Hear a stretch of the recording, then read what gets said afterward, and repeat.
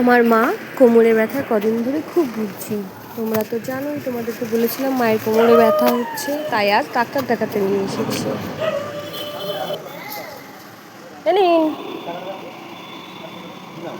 বাসন্তী শর্মা,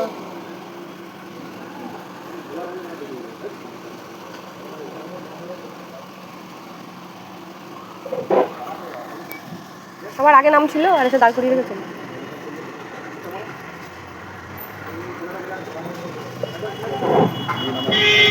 হ্যাঁ, বুঝলাম না।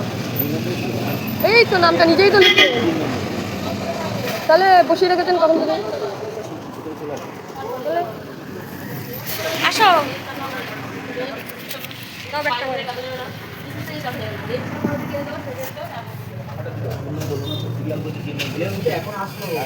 এখন কোথায়? আমরা এসে দাঁড়িয়ে আছি, বললো ওখানে বসতে। আমি বললাম নাম লেখা আছে আগে। আর সে তো দেখলাম, এবার যে বেরোলো তারপরে তো দেওয়া উচিত ছিল। ঠিক আছে, উনি বেরোলে এবার দিয়ে দিন। কেন পায়ে ব্যথা তো বুঝতে পারছে না। তিনে আমার নাম লেখা।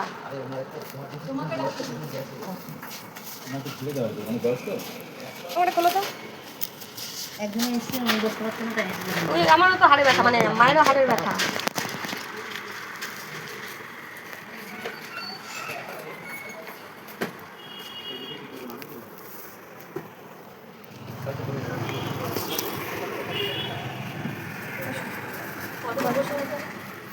এখন কত নম্বর চলছে তাতে বলতে হবে না, আমাদের 2 নম্বরে ছিল, আমরা কত পরে পেয়েছি।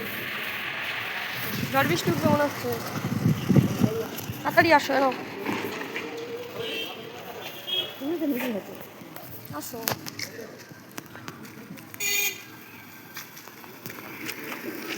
খারাপ কোথায় দেখে? ভালোই তো দেখে। হ্যাঁ, আমি ডাক্তার দেখাতে এসেছি, দেখাবো না মা? তা আমি দেখাবো না, লোককে জানাবো না? আকাশটা কি সুন্দর লাগছে।